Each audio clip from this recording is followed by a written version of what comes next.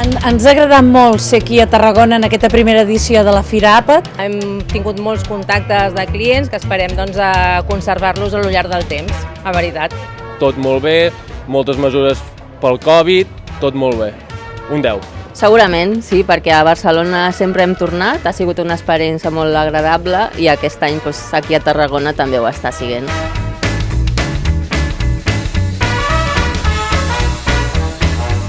Impulsem els productes catalans.